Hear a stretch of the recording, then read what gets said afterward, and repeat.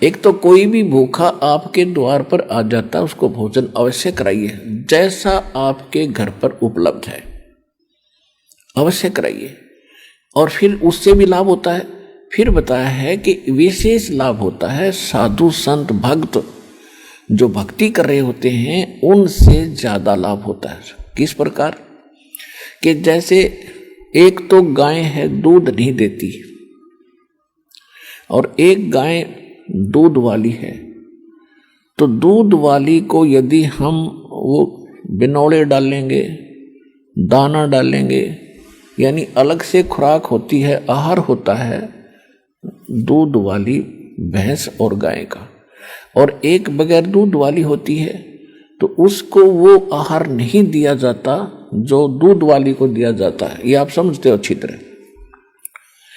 तो कहने का भाव ये है कि उसका जो आहार है वो भी देना है, क्योंकि वो भी आपकी आवश्यकता है जो दूध नहीं देती है। लेकिन जो उसको आहार डालोगे, बिनौले डालोगे या कोई और खल डालोगे दूध वाली को, उससे लाभ ज्यादा होगा। वो लाभ नहीं देगी, वो आपका आने वाले समय में फलेगी।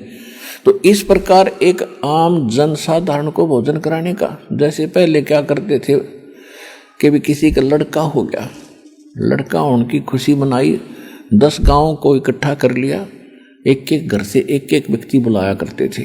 उसने कहा करते भाई 12 गांवों की यज्ञ कर दी जग। तो वो कोई जग नहीं थी, वो कोई यज्ञ नहीं थी, वो तो अपन रोटी सभी खा रहे हैं, स्पेशल बुलाए गए, उनसे कुछ नहीं होता।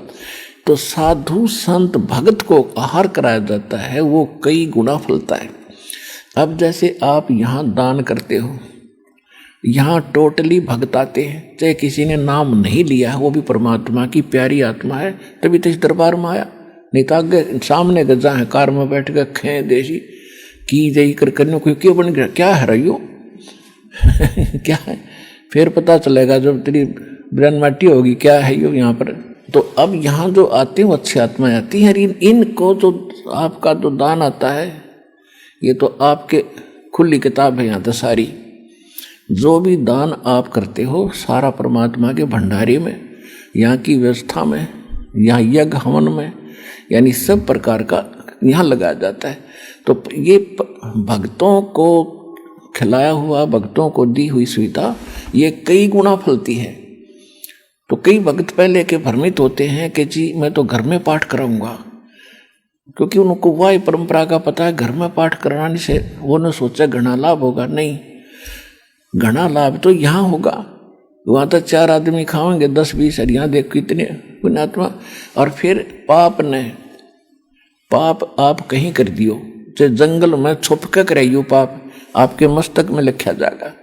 और धर्म ने कितना कर लो, आपके मस्तिष्क में लिखा जाएगा, उसका फल मिलेगा। तो यहाँ किया हुआ फल यूं ज्यादा लाभदायक है, इसलिए आप फल रहे हो फटाफट। और एक शास्त्र अनुकूल साधना है, परमात्मा ने फार्मूले बता रखे हैं, इन फार्मूलों को अपना कर आप चलियो, देखना कैसे लाभ ना हो। और फिर जैसे आप शुरू में आते हो, आपके पास कोई पुण्य नहीं है, पुण्य खत्म हुए तो भी तो आप दुखी हुए। तो पहले परमात्मा की शक्ति सतलोक से आती है, दास के चलता फिरता एक पावर हाउस है भगवान का, और वो फिर आपको आशीर्वाद से चार्ज किया जाता है। फिर आपको विधि बताई जाती है कि अब आप स्वयं अपने पैरों पर खड़े हो, ये साधना करो, कमाई करो, ये तुम्हारा संग्रहित होगा। और जो हम आशीर्वाद देते हैं वो तो आपके कष्ट को हल्का कर देता है और आपको विश्वास बनता है कि हाँ भगवान है। तो फिर ये क्रिया बताई जाती है कि अब डट कर भक्ति है। कबीर साहब ने फार्मूला बताया है कि जिन हर जैसा सुमरिया ताको तैसा लाभ, ओसा प्यास न भाग ही जब लग धसे न आब। कि आप जैसे पहले हम मंगलवार का व्रत रखते थे, 5:15 का प्रसाद बांट दिया, बूंदी लेकर गुलदाना, और वो धर्म हो गया, खाक धर्म हुआ। ये कहते हैं ये तो तुम ओस चाट रहे थे, प्यासे होकर के ओस चाट रहे थे। ओस चाटने से प्यास नहीं बुझेगी, प्यास बुझेगी गट गट गिलास पीवे 2-3, जब पेट भरे तो यहाँ वो गिलास पे आए जाते हैं आपको गट्टा गटे, और पहले आप ओस चाट्या करते थे।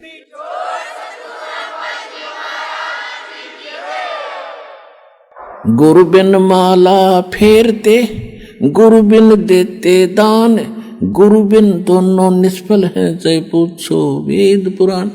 इस पृथ्वी पर कोई गुरु नहीं, इस सतलोक आश्रम बरवाला के अतिरिक्त कोई सत्साधना नहीं।